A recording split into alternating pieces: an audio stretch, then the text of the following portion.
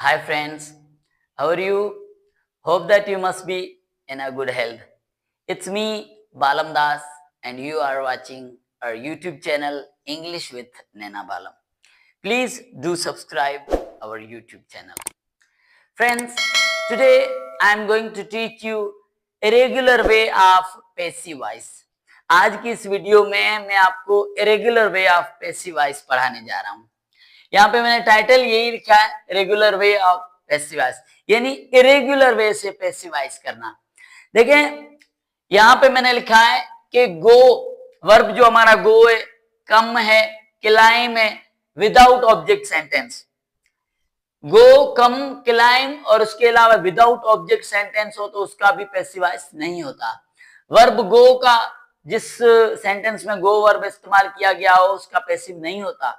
कम वाले वर्ब का भी पैसिव नहीं होता, क्लाइम वाले का भी नहीं होता। इसी तरह विदाउट ऑब्जेक्ट कोई सेंटेंस मिल जाए ना जिसमें कोई ऑब्जेक्ट ना हो तो ऐसे का भी पैसिव वॉइस रेगुलर वे में नहीं होता। उसके अलावा प्रीपोजिशंस जैसे इन, ऑन, एट ये भी आ जाए प्रीपोजिशंस किसी सेंटेंस में तो उसका भी पैसिव वॉइस वैसे तो रेगुलर वे से नहीं होता। तो अब हम जो है आज इस वीडियो में irregular way of passive voice सीखेंगे जिसमें हम जो है गो का भी पैसिव वॉइस कर लेंगे, कम का भी, क्लाइम का भी, विदाउट ऑब्जेक्ट सेंटेंस का और प्रीपोजिशन वाले सेंटेंस का भी पैसिव वॉइस कर लेंगे। और इस ये जो वे है इसको irregular way of passive voice कहा जाता है। फार्मूला हमारा है, सबसे पहले हमें वर्ड देना है एन एक्शन आव, ठीक है, एन एक्शन आव। उसके बाद वी फोर से मुराद है वर्ब की इंग वाली फॉर्म। उसके बाद हम ऑब्जेक्ट देंगे, उसके बाद वर्ब बी इस्तेमाल करेंगे और उसके बाद डन, वर्ड डन भी आएगा इसमें रेगुलर वे में। उसके बाद बाय आएगा, उसके बाद एक और ऑब्जेक्ट आ जाएगा। तो यहाँ पे पहला सेंटेंस हमारा है शी गोज टू कॉलेज, वो कॉलेज जाती है। वैसे तो जो 8 टेंसेस हमने आपको पैसिव वॉइस में पढ़ाए उनमें कहीं पे भी हमने ऐसा सेंटेंस नहीं किया जिसमें वर्ब गो आ रहा हो हमने पैसिव कर लिया। हमने पहले आपको यही बताया कि अगर हमारे वर्ब गो, कम, क्लाइम आएंगे या विदाउट ऑब्जेक्ट या प्रीपोजिशंस वाले तो उनका पैसिव नहीं होता। लेकिन आज की वीडियो में मैं आपको इरेगुलर वे से इनका पैसिव करके दिखाता हूं कि इरेगुलर वे से इनका पैसिव भी किया जा सकता है। तो शी गोज टू कॉलेज, इसका पैसिव वॉइस करने के लिए सबसे पहले हमें फार्मूला कह रहे हैं एन एक्शन आव लगाए, हमने लगाया एन एक्शन आव। अब जो हमारा वर्ब यहाँ पे है गोज, उसको हम इंग वाली फॉर्म में लाएंगे, ये हो गया गोइंग। अब पहला ऑब्जेक्ट टू कॉलेज, ठीक है, उसके बाद वर्ब भी हमारा इज आ जाएगा, उसके बाद डन, वर्ड डन, उसके बाद बाय का इजाफा। अब क्योंकि यहाँ पे सब्जेक्ट शी है तो शी को जब हम ऑब्जेक्ट की जगह पे रखेंगे तो ऑब्जेक्टिव फॉर्म में, और शी की ऑब्जेक्टिव फॉर्म होती है हर। तो हमारा जो सेंटेंस था शी गोज टू कॉलेज, इसका इरेगुलर वे में हमने पैसिव किया तो ये बन गया है an action of going to college is done by her. अच्छा, नंबर 2, दे ईट, वे खाते हैं या वो खाते हैं, ये विदाउट ऑब्जेक्ट सेंटेंस है, हम इसका भी पैसिव कर लेंगे रेगुलर वे से। सबसे पहले फार्मूला के हिसाब से एन एक्शन ऑफ, ठीक है, उसके बाद फार्मूला कह रहा है वर्ब की इंग वाली फॉर्म, यानी हमने ईट को ईटिंग कर दिया। अब क्योंकि इसमें एक ऑब्जेक्ट भी नहीं है तो ये ऑब्जेक्ट जो हमारा है वो खत्म हो जाएगा, ठीक है। उसके बाद वी बी यानी वर्ब की वर्ब बी इस्तेमाल करेंगे जो कि हो गया हमारा इज। उसके बाद डन आ रहा है, उसके बाद बाय का इजाफा, और अब जो है सब्जेक्ट जो हमारा दे उसको हमने ऑब्जेक्ट की जगह पे रखा और ऑब्जेक्टिव फॉर्म में रखा। तो दे की ऑब्जेक्टिव फॉर्म हमें पता है कि देम होती है।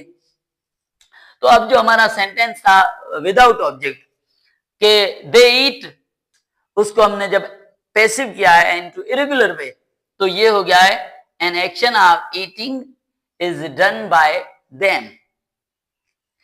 आते हैं नंबर 3 सेंटेंस पे। नंबर 3 सेंटेंस हमारा है birds fly in the sky, परिंदे आसमान में उड़ते हैं, ठीक है। अब इसमें ये जो है प्रीपोजिशन आ रहा है इन, यहां पे मैंने यही लिखा है कि go, come, climb, without object plus prepositions, यानी अगर प्रीपोजिशंस हमारे आ जाएं इन, ऑन, एट वगैरह आ जाएं तो इसका भी पैसिव वॉइस हम ऐसे ही करेंगे जैसे इन 2 सेंटेंसेस क्या है रेगुलर वे से। सबसे पहले आ जाएगा एन एक्शन ऑफ, अब वर्ब हमारा फ्लाई है तो हो जाएगा फ्लाइंग। अब यहाँ पे इन द स्काई था हमारा पहला ऑब्जेक्ट, तो उसको हमने यहाँ पर इन द स्काई लिख दिया है, पहला ऑब्जेक्ट हो गया। उसके बाद फार्मूला कह रहा है कि हम वर्ब बी का इस्तेमाल करेंगे जो कि हमारा इज है। उसके बाद डन का इजाफा करेंगे और अब बाय लगा दिया, और अब सब्जेक्ट हमारा क्योंकि बर्ड्स था तो वो बर्ड्स ही रहेगा। तो ये हमारा सेंटेंस था जो कि प्रीपोजिशन जिसमें इस्तेमाल की गई थी वो था birds fly in the sky. अब इरेगुलर वे में इसका पैसिव हमने किया है तो ये हो गया है an action of flying in the sky is done bye birds. तो गाइज ये मेरी छोटी सी वीडियो थी जिसमें मैंने आपको सिखाया कि जो पिछले 8 टेंसेस मैंने आपको पढ़ाए हैं, जिनमें हमने आपको बताया था कि अगर वर्ब गो आ जाए, कम आ जाए, या क्लाइम आ जाए, या विदाउट ऑब्जेक्ट आ जाए, या फिर प्रीपोजिशंस आ जाए किसी सेंटेंसेस में, इन, ऑन, एट वगैरह, तो ऐसे सेंटेंसेस का पैसिव नहीं होता और हम उसके सामने जो है नो पैसिव लिख देते हैं। लेकिन आज की इस वीडियो में एक रेगुलर वे जो है जिससे कि इन वर्ब्स का और विदाउट ऑब्जेक्ट और प्रीपोजिशंस का जो है वाले सेंटेंसेस का भी पैसिव हो जाता है, मैंने आपको सिखा दिया है कि ये जो वर्ब्स हैं इनका भी इरेगुलर वे से, रेगुलर वे से नहीं इरेगुलर वे से पैसिव किया जा सकता है। तो मैं उम्मीद करता हूं कि आज की वीडियो आपको जो है जो एक्टिव पैसिव के रिगार्डिंग इरेगुलर वे का जो सेंस है उसको जरूर क्लियर करवाएगा। शायद कुछ लोगों को इस चीज का इल्म ना भी हो, काफी तो जानते होंगे इस इरेगुलर वे को, लेकिन जो थोड़े बहुत नहीं भी जानते थे या जिनको पता था जानते थे लेकिन इनका सेंस क्लियर नहीं था, तो मैं उम्मीद करता हूं कि आज की वीडियो आपका सेंस जो है इरेगुलर वे को लेकर जो है क्लियर कर लेगी। थैंक्स।